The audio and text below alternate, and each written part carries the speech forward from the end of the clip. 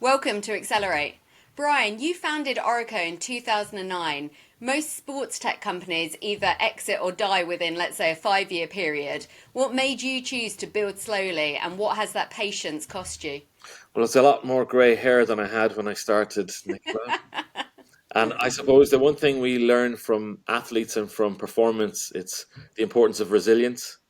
And when you've got a kick-ass team, phenomenal investors backing a vision, and you're getting almost daily, weekly, monthly feedback live from, I suppose, some of the most exciting sporting amphitheaters on the planet, that what you're working on is working, then that gives you, I suppose, the the the confidence and the succor, and also to help navigate these challenging times that invariably come up when you're starting in an early stage business.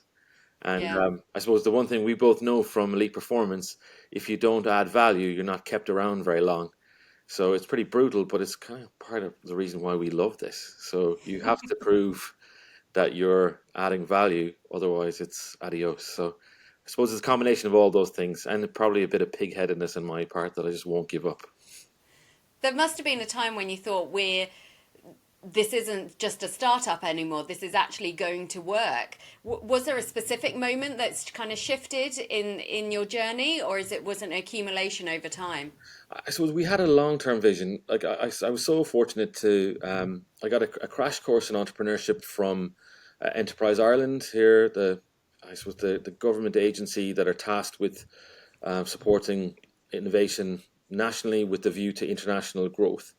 And so through that process, I've met some really experienced business leaders, and we built it in mind that this could be a global company. It could be absolutely massive in terms of reach and impact, and also revenues. But we knew that we'd have to build what our vision was so ambitious that we knew that it was going to take a long time, and we knew that we were going to have to continually prove at every stage and every of our development in terms of our technology, the athletes, embracing the service, using it being helpful, and then having the capital to grow. And our approach really was to be find investors that really invest at the bleeding edge of technology, and we were fortunate to do that with True Ventures, who were the first into Fitbit and Peloton and Ring, and who really make those very early bets. And Phil Black, the partner, was amazing. So it was that combination where we knew, look, we have to deliver, and we still have to be able to hit our milestones, and sometimes that takes longer than you hope or you'd want to. But I suppose, as I said, we were seeing it every day. We were seeing very early signs before athletes were getting sick or hurt. We were seeing the power of um, the early iterations of the machine learning programs that we were developing, and we could see where this was shifting. And I have to again give huge credit to Professor John Newell and Dr. Colm Reardon, who sat me down 20 years ago and said they pretty much predicted everything that's happening now. And they said, when this is coming, you need to be ready, and your data needs to be organized like this, and your knowledge bases need to be like this, and your data sets need to be here. And I suppose really, so it was really blessed. Like, I've been so lucky. I have really an amazing job.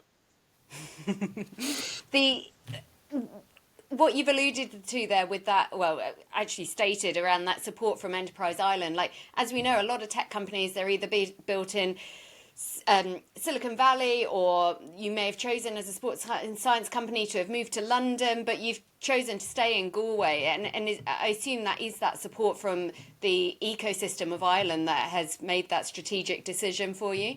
Definitely, like I suppose we always say that we've an Irish heartbeat but a global pulse. So It's a great saying. well, but I suppose it's true, because like our clients and we've very little business, to be honest, in Ireland. It's really it's in the Premier League, it's in the NBA, it's with Formula One, it's with the WNBA, the NWSL, it's in Australia. Like, so it's global from the get go. We're really fortunate. We have an amazing university. We've got professors here. So our model is that we have each division lead, because innovation is all about being. I suppose it's about where next as well as delivering today. So we have an amazing university with really phenomenal graduates that are coming from computer science, biostatistics, and information retrieval in one hand, and then we have our London office that's very close to St Mary's University, in Strawberry Hill that you're very familiar with, and Professor Charlie Pedler and Professor Kerry McGauley lead our applied science for men's and women's. They're run in parallel. And then we, I suppose, have a US operation where we had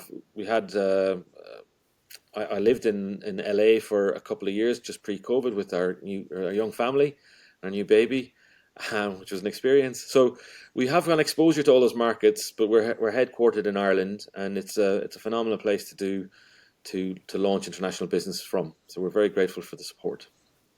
You've alluded to kind of your team there.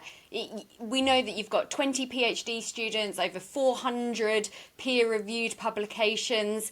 Most sports tech companies, or even most companies, may say that they do research, but really possibly treat it a bit more of a marketing tool when you really dig into it. You've really built your infrastructure on that. Why? I suppose we zigged when everybody zagged.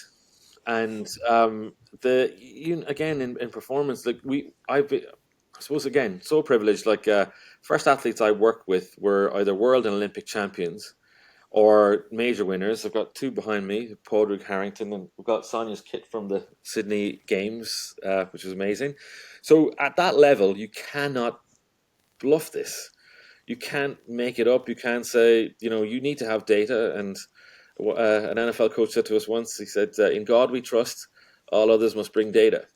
So you need to have the data, but you also need to have the understanding of performance and high-end performance and the demands and the pressures that they're under. So we're so lucky. Like if you look at what we watch on television and the feats that the athletes accomplish in hugely pressured situations, that's coming from years and years of practice. And that practice then, the ecosystem, as you know, the data has exploded.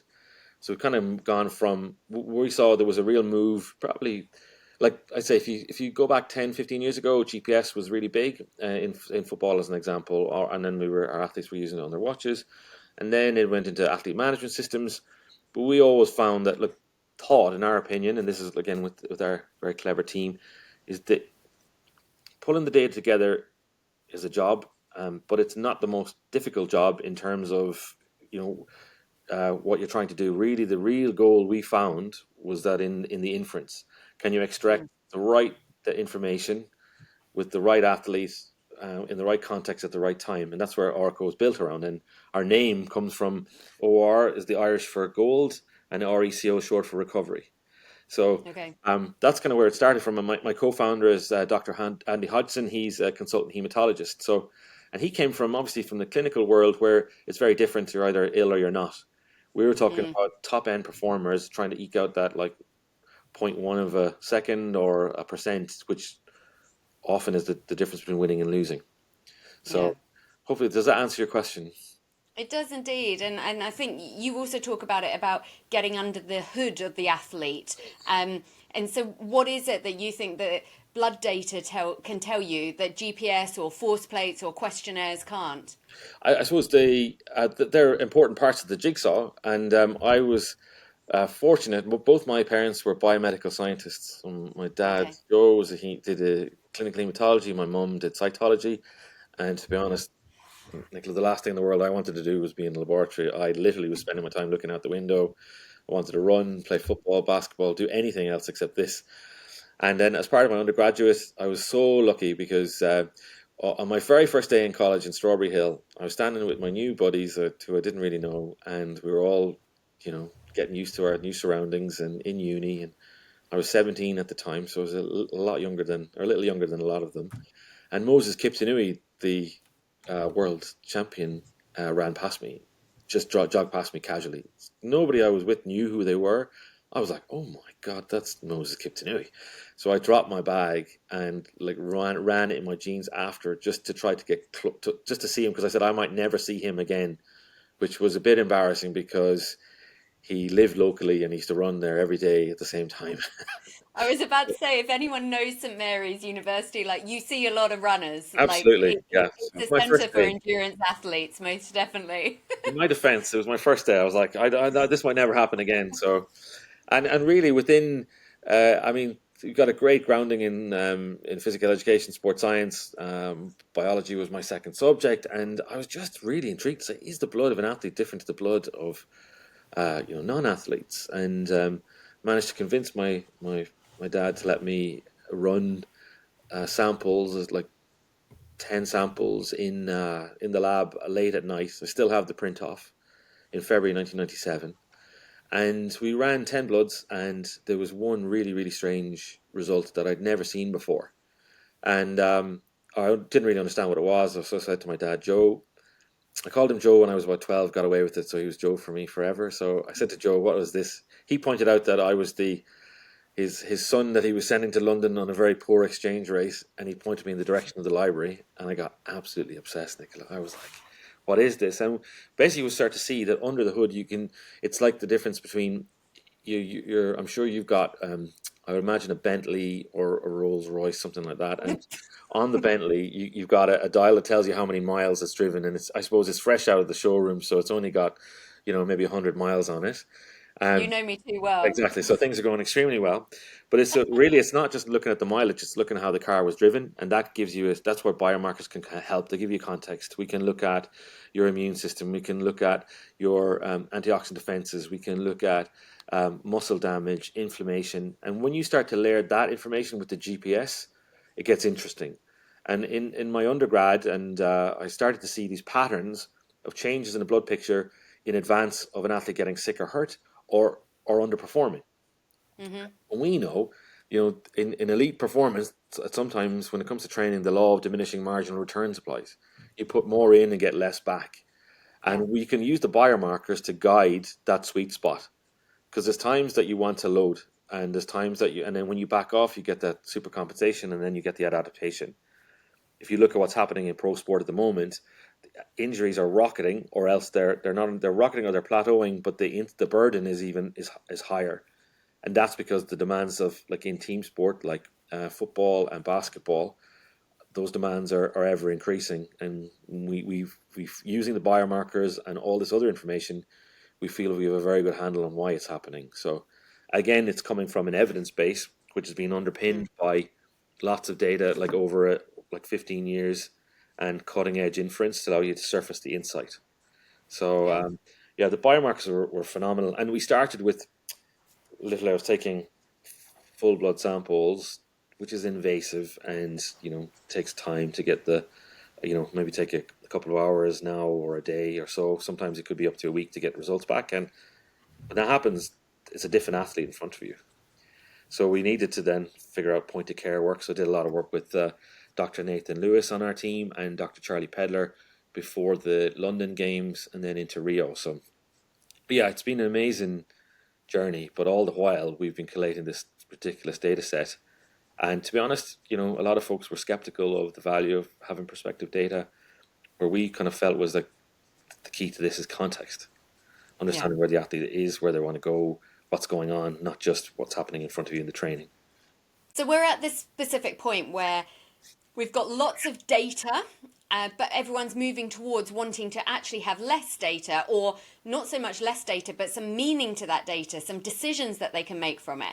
But what's important to, I suppose, understand is, and we've seen this through Whoop's conversation with FDA as well, is it AI making that decision, or is it the augmentation of humans in the loop still? And so it's, here's the data, here's the information, but actually it's still the human that makes that decision. And it'd be really good to understand kind of your perspective on that and where Orreco sits in that whole decision tree. Absolutely, that's a really good point, and you're getting to the heart of it, Nicola. It's really the critical piece of this, in our opinion, is the human in the loop, who is the expert and has got the domain knowledge within their team, within their environment, and all the years of experience that they have. Or even for a younger practitioner who's new into an environment, it's to get information at their fingertips to help support the decision making. And really, we're seeing huge implications of this around automating kind of more manual tasks in terms of pulling information in and analyzing it. And what we're seeing is the huge power of I suppose the questions that you're asking. So it's not just prompt engineering; it's asking questions specific to your athletes in your context. And again, not just like a very protective of or conscious of a confirmation bias, but it's Mm. giving you information around surface and insights about your players in context. Like, for example, We've got 5 games in the next 16 days. How are we going to manage that? What are your suggestions? Who should we be concerned about? What are the pinch points? What can we do to support those athletes? Link that back to the last game. How does that benchmark against their last 3 games? What does that mean that we do in training? So these are all complex decisions that have to be undertaken by the performance staff, and now they're empowered to do these with all the information at their fingertips rather than have to going into multiple systems. So Yeah. our approach was at Orreco to build an architecture and infrastructure from the ground up that allows the AI to do that, to help you to surface the insights. So just this week we've gone live and we've been tested in the EPL. It's gone live now in production, where a team has that at their fingertips, even asking about travel schedules, about nutrition, around what's the next session that we're doing, what about compression, what about injury profiling, how does this benchmark against where we were this time last year? Consider we've got more game density. Pull my first beat data, map that against my GPS. The cool thing is, I'm excited to share that it's now live and working and deployed, and it's fascinating to see in action in the hands of a really skilled practitioner. So Amazing. I think they're going to save hours every day is the feedback. We're getting notes like, "Oh my God, my mind's been blown." So it's very early in terms of it being deployment, but it's already been driven to ask performance questions. Ultimately, the performance staff will decide, Yeah. and Yeah. do that with how many we just talked about, how many different types of data that they're dealing with already. So um, Yeah. yeah, On quite a basic, I suppose, ecosystem level, you've acquired a movement analytics, like computer vision company recently. You've also acquired in the women's health space and female athlete space. Orico, I assume, and this is my naivety if not, will be that infrastructure platform that all these APIs can bring the data to then create that inference, rather than Orico being the specialist in sleep and travel schedules and circadian rhythms.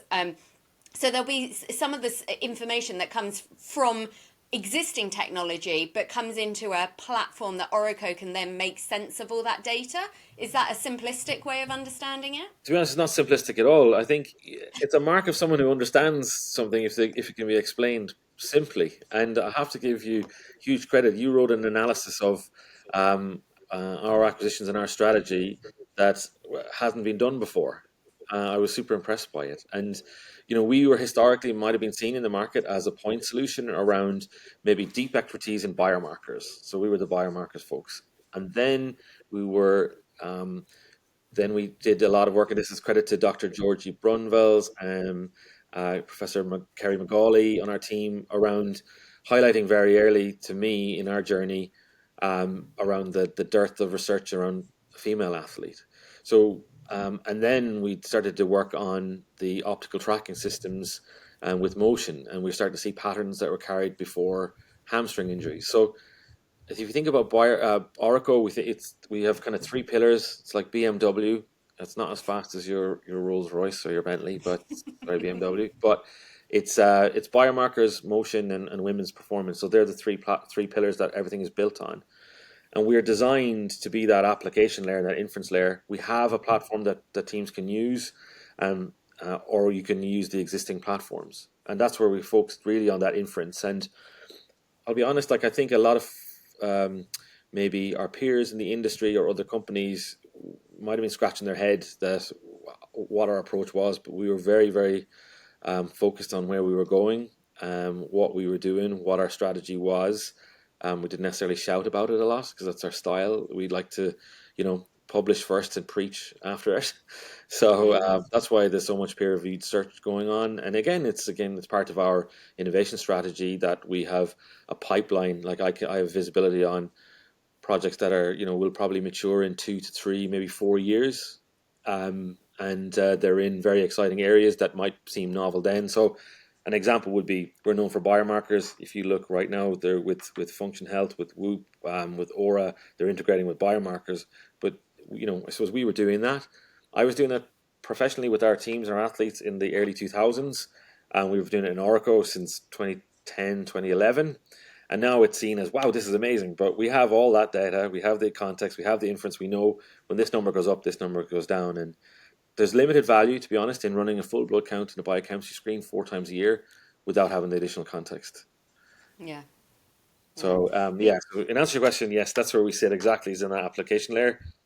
I think we're now seen to be moved from a point solution to a vertical integrator, but it's the integrator with inference. That's really where we Yeah. live. And as you've said, like the the return on investment, the outcome of that is ideally around injury prediction, I suppose, and therefore player availability as a direct or athlete availability. But what is that you feel you can actually predict? Because quite often, let's say healthcare can be quite reactive. Performance obviously sits in a more proactive sphere, but it doesn't always, like, injury is very complex. There's loads of variables to it. What is it that Orreco, do you think, can predict, and what would be the limitations that it can't? Yeah, like it's a really another really good question, Nicola. And it's a word like prediction is something that we're always very careful of because I think Professor Newell on our team references Gaza, Paul Gascoigne, the amazing footballer, said, "I've never predicted anything, and I won't ever predict it either." So you have to be careful with prediction. What we're seeing is less about prediction, but more saying we've found very consistent signals that are carried in advance of injury. Yeah. That is very valuable information to a practitioner, and we found that through the motion tracking system, and we started it in basketball in probably 2017, 2018. So I was heartened when I went to the Cleveland Clinic. I've been really privileged to be invited a few times, and they showed us some of the cutting edge work they're doing and potential opportunity for us to be involved. And it was written on the wall as a reminder: take 17 years from bench to practice. And Wow. when I look back on it, so I started doing this just before the Sydney Olympics in 2000. 2017 was our first institutional investment from True Ventures. We Okay. started doing the point of care, like readiness monitoring around inflammation and oxidative stress, which again are getting a lot of attention right now, in 2007 before the Beijing Olympics.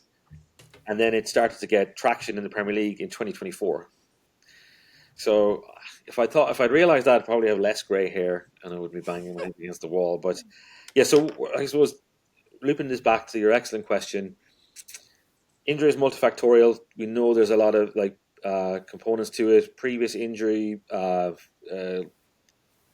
acute fatigue, fatigue over a long period of time, fixture congestion, styles of play, questions over the pitch, questions over boots. But rather than go really into the minutiae, we kind of zoomed out and put a performance picture together of internal load, external load, and movement behaviors. And when you put that together, that's magic. And that's Professor John Kiley, Dr. Jamie Harper. You can see that I've basically run around the world quite a few times and collected experts who know a lot more than I do and tried to put them together to help solve these really challenging problems. And what's so cool now is we have a platform that this can be done at scale and it can be deployed into different environments, and very quickly you can see the impacts of it. Yeah, I think Mark Cuban, one of your investors, probably has summed it up well. Of let's take away the term injury prediction, but a proactive approach to using AI to help reduce injury risk, because the risk will always be there. That's the kind of the real life aspect of it. Yeah, Um, you've like we've talked quite a bit about the speed, I suppose, and the patience it requires to build this global company. And there's obviously going to be a natural tension that exists between the scientific rigor that you really want to demonstrate and the commercial speed that investors are going to want to see as well. How do you manage that stakeholder, and when they become investors, shareholder relationships, when you want growth as like a competitive advantage, but you also want it to be done properly? yeah, and again, it used to be. It's really down to the caliber of the investor who understands this in a bigger picture, who's very experienced. And our investors, if you, on our cap table, they tend to be very experienced business folks who've led listed businesses and or funds with a track record of being of patient capital, but in the same that demanding and pushing you and to progress and understanding and using their network, but also of athletes. So Okay. for us, our athletes, we've had a number that would have Padraig is a great example. I started working with Padraig in 2006, 2007 before he won his majors, and we worked to this day. And he was one of our first investors. And it was a very I really had to think carefully before I asked Padraig, and he just jumped at it straight away. He goes, "Look, this is amazing. It's an important part of my performance now, but also longevity." And our kind of thesis wasn't just like we were. Our thesis back at the very start was data is immensely valuable. It's an asset. You're an athlete. At the minimum, you should be collecting it because it's going to be valuable down the line. So it's a long tail asset. So after you retire, we hear a lot of the moment an athlete retires, stop plays, the paychecks stop arriving, and endorsements dry up, and it stops. And from that perspective, we say, look, if you think of your data as an athlete, as an asset, ultimately, I believe athletes are going to get paid for their data like a Spotify stream. So you've got Okay. an amazing company like Sports Data Labs and Mark Gorski and what he and the team are building, whereby there ultimately will be a marketplace for athlete data. But for us, it's like in the immediate short term, let's help you win today, play for as long as you can. But longer term, that data, then you have this as a curated asset can be readable by a machine to be able to be ingested into algorithms down the line that again, it's a nascent space. So it's really that combination, thinking fast and slow, the Kahneman approach. And we've got athletes who understand this, agents who understand it, owners who understand it, and we were very, very selective and very, very thoughtful about who we invited to the Orreco party. And it's only now, hand on heart, that you can really see it, the kind of the depth of and the scale of our vision starting to materialize, and that was difficult to do. And in 2021, in our space, when there was an abundance of in the ZERP era with very low interest rates, there was a massive influx of capital into venture and into sports technology, and there were huge amounts of money raised. But we felt at the time that we really should just keep going the way we're going, be very lean, very mean, and very focused around what we do, and that we backed ourselves to come out the other side of it, which is just starting to happen now. And Yeah. I think that a measure of that is the fact that with our clients, we tend to have very long engagements. They're very rarely one and done, because folks can see the value of what we're doing. Yeah. So that's kind of how we've navigated. I'll be honest, it hasn't been easy, and been very supportive, and an amazingly supportive board to help back the vision. Brilliant. Can I just You, ask, from your perspective, where do you think we sit in the ecosystem and in the world? And I suppose you said in your note that you'd only just heard of us. yeah. And I think, as you said, you have stayed under the radar. And I haven't. I worked in, I worked at St Mary's Uni, so I worked with some endurance athletes and therefore some academics within your team as well. But then I went into private healthcare, and I came out of the sports ecosystem because I didn't see how I could make it work as a practitioner who wanted a personal life and a family and children and to be a mother. And as you say, you haven't tried to hype what you're doing until there is something really grounded to talk about.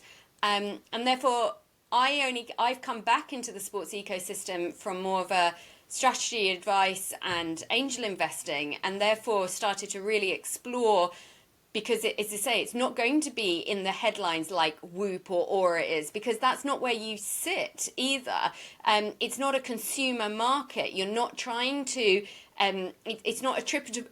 Your growth is not attributable to marketing spend on Meta, for example. Like, that's not how it works, and therefore, unless you really look into the ecosystem, and also, as we know, sometimes the infrastructure companies, they're not the like athlete facing to some degree, and therefore what sits but underneath you're not really aware of unless you actually go looking for it. And that's, I think there's real power in that, actually, of it's not needing to have a marketing spend because the results speak for themselves. But that takes time, and that is really, really, as we talked about before, like patient capital, but patience as a as a verb as well. Like you've got to be patient to achieve that. Um, quite a lot of like sports tech companies will use their, I suppose, growth in sport as a halo effect to then move into health or military or other kind of verticals. The longer you've got your pillars that you've talked around there, around biomarkers, motion analysis, women's health, they have all got applicability into other verticals outside of pro sport. You can probably see where I'm going here. Is that where things eventually will go, do you believe?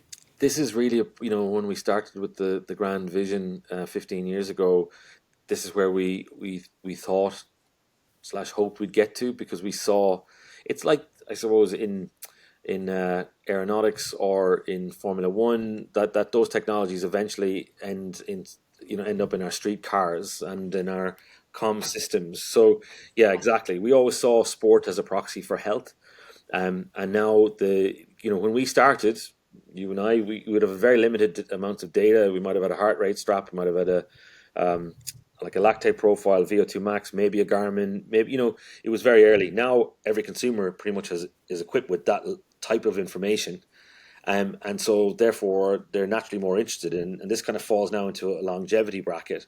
We've had rather than try to boil the ocean, we wanted to get sports nailed and then move into these adjacent verticals. And really, they're going to be almost separate new teams to go after and deploy and service those markets, and folks that know consumers well. So we're very blessed with um, having Phil, who obviously from the True Venture side of things. On our board, we've got Joe Dumars, who is a Hall of Famer NBA player, and now the president in New Orleans, and Tom Killalay, who was a VP of technology at Amazon, led distributed systems, became AWS, and led Kindle development. So we have an amazing team with us, and also got new investment from a local entrepreneur in Ireland who scaled a very successful business. So it's tried to keep all those pieces together. And as the saying goes, first time founders are obsessed about product, second time founders obsessed about distribution. And I've been at this long enough that now that we've got the data, the evidence, the inference right, now it's about finding the distribution partners, the correct ones. And that's why we're kind of transitioned from conversations at an athlete to a team level to now league and federation level, because they can see the power of what we've built, or they're starting to see it now. And Yeah, I think for a long time we were bucketed very much on the biomarker side, which in that yeah, niche, which was fine, because as we were doing that, we were building out all the other adjacent data sets that you need for the inference and the yeah, context. yeah. The data piece, I think, is really interesting, because I was literally having a conversation this morning with someone who is building a tech product. And it's like, where do you get that data from? Like, as a starting point, do you have to go find it yourself? Do you partnerships? Is it universities? And also, and the context of that data. Like, we know, and I'm going to give an example, but it's nothing negative towards the product. Like, Forstex, and one of the companies that is very big in Forstex, let's say Australian company, have gone from pro sport to health, but they've got a big normative data set. But if you've got a load of practitioners putting data into that who aren't standardizing how that movement's happening, then what's the quality of that data? How reliable is it? And what can you do with it? So all the data that you will have collected in pro sport, do you actually see it directly applicable to kind of health or other verticals? Or is it actually you have to start the whole process again with new data sets? And the amazing thing is, it's a really good question. It's something we talk about. Even our team have published on Charlie about. data integrity. The data has to be robust, reproducible, and reliable for Mm. you to make inference out. Otherwise, you're not comparing, you know, it's apples and Apples to oranges. apples. Yeah, Yeah, yeah, exactly. So that was something that was very difficult. Again, I'd say all this grey hair on this side was from that. The other side is all the other problems that we've had to navigate. But yeah, it was key. Second thing is the fundamental piece of this is the athletes. It's their data. They own it under GDPR, and again, you have to protect it, mind it under HIPAA in the US. So that's fundamental. What we are seeing though is, and we chose elite sport as a proxy for health because the athletes are so measured. yeah. So what you're saying is we were finding signals in the carried in the data in basketball, but they were slightly different. It was depending on the modality, but the underlying signal was there around adaptation or not. And then when you layer in the female athlete on top of that, then it's even more so. So what kind of shocked us was when Georgie and the team we built Fitter Woman was the downloads from around the world, hundreds of thousands of downloads from athletes who were professional and athletes who weren't, who were just craving information. And even when Dame Jessica Ennis, or fortunately now we can call her Jess from time to time. She's very low key about that. But when she was competing herself, and after she had her son, she was scrambling around for information. For this in terms of returning after pregnancy, and she's the Olympic champion. Now, if the Olympic champion can't find the information, how is the regular everyday person going to do it? And Yeah, then I suppose that was driven by the egregious oversight or lack of research uh, on women and women's health, physiology, and performance. We have a 4-year-old and an 8-year-old in our house, and they'll tell you that kind of translating or using male data as a proxy for women is a dumb idea. But yet, that's what we've been dealing with. And in our experience, as Kerry would talk about the vital sign that women have that men don't have, and it's a real window into performance. And again, not trying to predict injury, but we're definitely seeing patterns and clustering around symptoms and performance. And when Georgie first came, she said, "Look, there's no real research on women." And I went back and looked at the research that I was using as factoring in as part of supporting athletes, and I realized how poor it was. And then it was like, well, we can spend a couple of years doing a meta-analysis on this and saying that it's rubbish, or just actually start now and try and help. And those meta-analysis subsequently came out, which confirmed it was rubbish. But at that point, we'd had a couple of years of working with right on the cutting edge with the athletes to really understand where they're at. And Alison Smith on our team, the most decorated Olympic swimmer in US history, um, she was said like she was basically following Michael Phelps' program with her coach Bob Bowman, which makes complete sense. You can understand it. He's the best in the planet. This is the best swimmer, but it hadn't been tuned for her. And when we started to do that, she noticed huge changes in her performance and her readiness, and to go from struggling during a very heavy training block through to qualifying for the Olympics and medaling. So at the top end, they're the details, and we yeah, know the best abilities availability. So that's what all yeah. this is doing. It's just help make better decisions. And I love that it's not just male female, it's actually the level on of personalization to an individual level as well, which is so powerful. Yeah, but if you think about it, like you're very busy and you've got a lot going on, but you're on a Peloton and you might have a Whoop or you might have do your check your morning heart rates, and you might have a sleep log, and you might have an 8 sleep bed, and you might have all these connected, but none of these systems are talking to each other. No.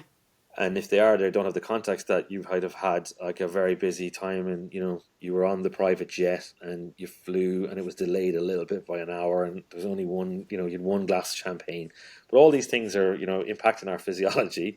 So I think like that's the whole point of this, is that we have is this engine now that understands you and your context, and understands that league you're in, who you played last, who you played next, who you're playing next, how the coach's setup is, what you've done in the last couple of games, how you're feeling, and that is like, it's such a privilege to be in these conversations, and again, have AI as a tool to get us that information quicker to make an informed decision, and not just go, oh, okay, And the other thing about this is the signals we have are fully interpretable. They're not in a black box algorithm. We know what's driving the change, and that's cool too. Yeah. Yeah, it's definitely. I know that from a non-athletic population group, people are ditching their wearables because they're like, I know what I can get out of that. So, for example, I know that I can't drink alcohol, or if I do drink alcohol, how it affects my sleep, or so they learn enough, and then they're like, that's it. Where this is the stage on, and obviously that's why I think some of the wearable companies are starting to bring in blood markers and things. It's like we're missing, we're scratching the surface, really. Yeah, we're very much the where next. Yeah, So like where those questions are answered, and the great thing is we have a lot of the answers, and what we're seeing is so exciting. Like even talking over the last few days with teams who flights been delayed, or all the weather in the US, and all these changes, like that the system is dynamic enough to pick that up and give you suggestions that aren't just, look, if you go to a professional athlete, say eat more protein, go to bed on time, and yeah, limit your alcohol, that gets very boring very quickly. Like, so what? yeah, And again, like in the year 2000, so 25 years ago, I went to an overseas training camp in Australia, and I looked at a load of numbers, and the coach said, "What about this athlete?" And I said, "I've never seen numbers like it," and like, wow, ready to fly. And the athlete got absolutely smashed, like smashed, got dropped after the first rep. By the third rep, was getting lapped, and the coach looked at me and said, "Really, I'll fly you to the other side of the world for this?" And I realized in that moment when my heart sank, was like, I hadn't, I had assumed that the athlete was training extremely hard at altitude, hadn't accounted for plasma volume expansion, all the things that we would look at normally. I hadn't put the context in. I just looked at the raw number. And it was yeah, talk about a baptism of fire 25 years ago to say, this is not about the raw number. This is all about context. And yeah, now, if in performance, you're hearing a lot about sports science 3.0 or whatever, but this has been us from the get-go, yeah, because we were forged in the fire of, you've got a world-class coach looking at you going, really? So yeah, um, yeah. first time's an accident, I'm gonna second time's a trend, third time's a problem. I'm gonna take it to a personal level, Brian. You said as a child all you wanted to do was run in the Olympics, Yes. but you didn't get there. Nope. But you've helped others reach those podiums. How does that make you feel? Oh, it's such a privilege, like it's really exciting, and to see, I get goosebumps just thinking about it. And like, it is a rare privilege. You understand the sacrifice that the players are putting in, and also that really this is on the limits of human performance. So like, I've been so blessed to talk to and spend time and drink tea with amazing athletes, and in triumph and disaster. Times when they're winning and times when it hasn't gone to plan, and the learning in those losses is phenomenal, and you understand the resilience. So like, but to be honest, the of all the things we've done, like, I'm so grateful to my mum and dad for uh, teaching me what they loved in terms of med lab science and what they did, and then apply that to sport, and then be fortunate for athletes and coaches to take a chance on us, all being that chance is, it's renewed daily and weekly, and you need to keep performing, and yearly. But the compounding value, and then, but the thing I'm most proud is the team that we've created. That means that to support our athletes, you've got 20 PhDs, you have 400 peer reviewed, um, 20 PhD actual PhDs. We've got scientists in train. I would have loved the opportunity to come into a ready-made environment with data. And the example you gave, that is practically, I would say, impossible, or very, very difficult for a new entrant to the market, because to accumulate the level of data, because now the practitioner won't accept a white paper, and rightly so. Mm, The stakes are too high, and equally the data is very sensitive and valuable. So you're going to have to create it in the first instance. The simulated data debate is interesting, but everything I've read and seen, you can see that it eventually folds on in itself. But I do think there's a market for the athletes to basically create their own digital twins, and to run the models for different outcome analysis. We talk a lot to Formula One, we talk a lot to folks in the aeronautics. So yeah, my job is to go and talk to very clever people, and then work with them, not get out of their way, but work with them to help us, to share our context and then nudge and guide it. So it's such an exciting time. We're blessed, really. Yeah.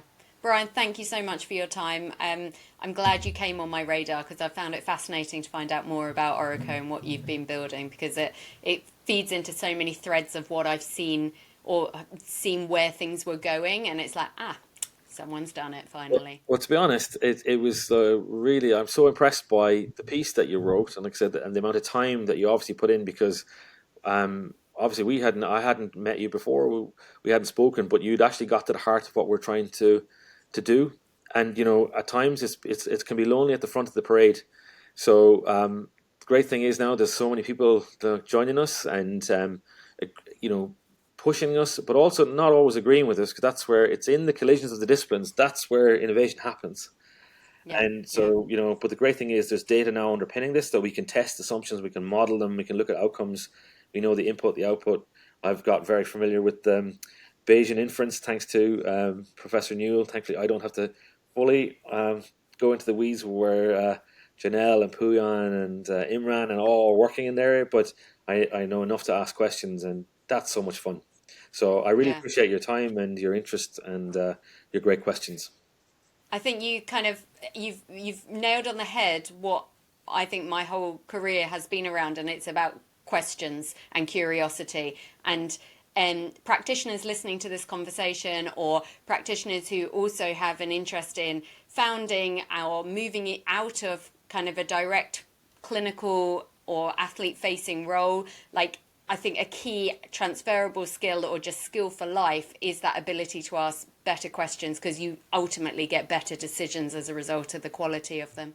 Well, and I think we're probably going over time, so I apologise. But that you've hit then two really interesting points. So our where next at the moment, that we've invested in decision science around helping practitioners to really to look at their own decision making and aware of our own bias, but also to kind of support it.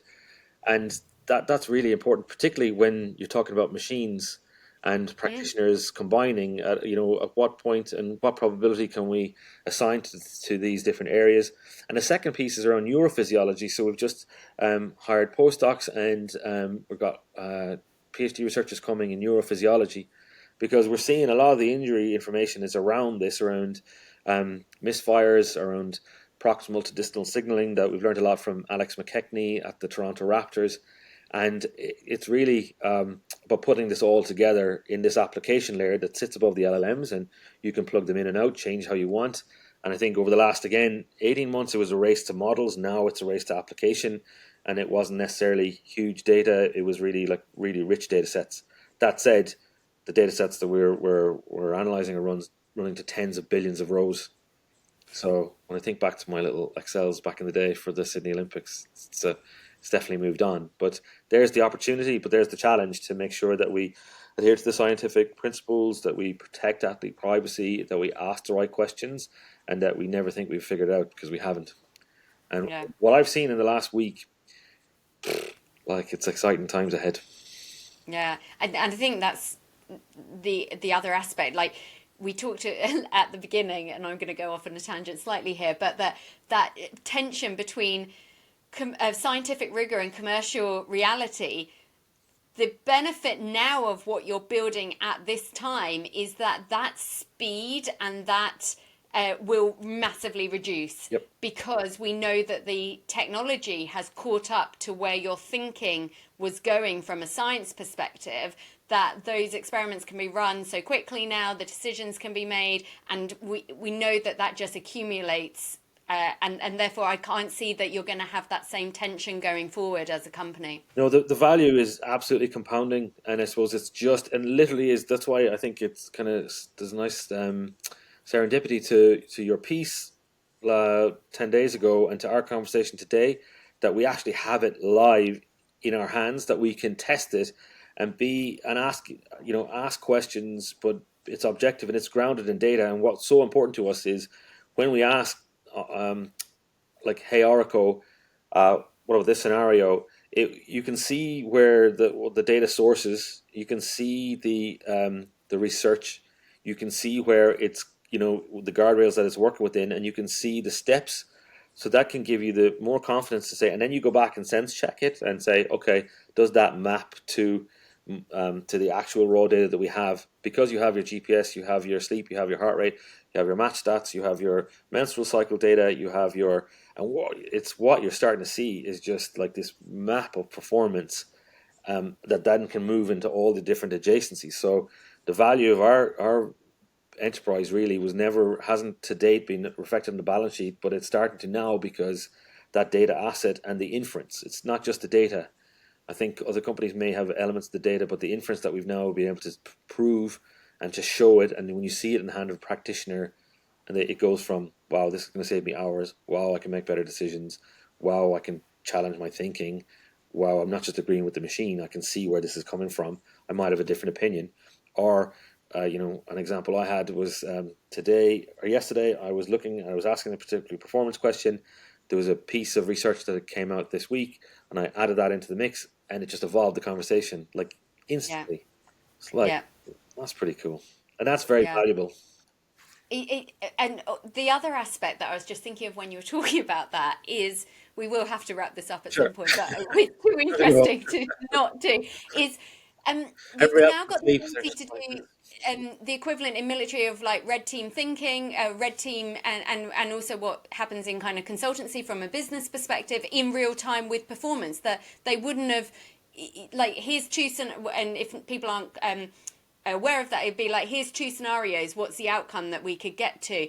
And that probably, my assumption would be that that is going to happen in more depth now, Yep. because you can actually simulate that information, where it would have been too much of a manual task, or just even not possible to do before. Yeah, and like Werner Vogel's at Amazon CTO talk about this, and I suppose his quote is around like running real time simulations in real time scenarios. And because the data has been curated, we can actually ask it, and it can be grounded in performance questions around this player's return to play, this player's return to performance. What are the scenarios? If a player is coming in at this level of fitness, what does this mean to the high intensity press that we've got planned? What's that going to do to our midfield? What pressure does that put on our outside defenders? Bearing the fact that they are reporting the following symptoms, or they're in this phase of their menstrual cycle, and or this is an injury that's been carried, or all of this information is now at your fingertips. And Mm. it's not saying this is the answer, but it's like, is all the information's collected. So I don't know if you remember the movie Limitless. It's one of the inspirations behind this. So in 2011, Limitless came out. I saw it in the cinema, and it was a scene in it where Bradley Cooper said, "Everything you've ever heard, thought, written, read, um, organized, and surfaced to you. Here it is. There you go." And I said, "That's what I want. Like, this is what we want for high performance. Is we want to have all this information, and we want to be able to pull in all the intelligence and all the wisdom of previous coaches, previous research, latest evidence right at your fingertips right now."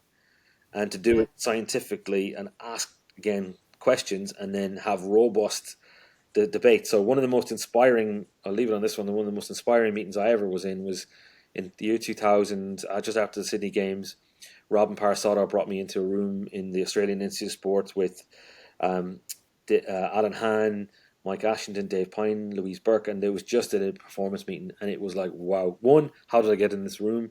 But two, because I was, only a kid, but really how they went after the innovation and ask questions and challenge assumptions, that was really inspired. So it's kind of a combination of all those things. It's 25 years of chasing around the planet, meeting very clever people, trying to help the best athletes be their best any given day. So yeah, it's been so And hopefully another 25 years to come, minimum. fun. If we'll see, let's see. As long as we keep providing value, then why not? If not, adios. Well, as I say, Brian, thank you so much for your time. Really appreciate it. And yeah, great conversation. Love, Thank love, you. love the chat. Thanks so much, Nicola. See ya. Bye.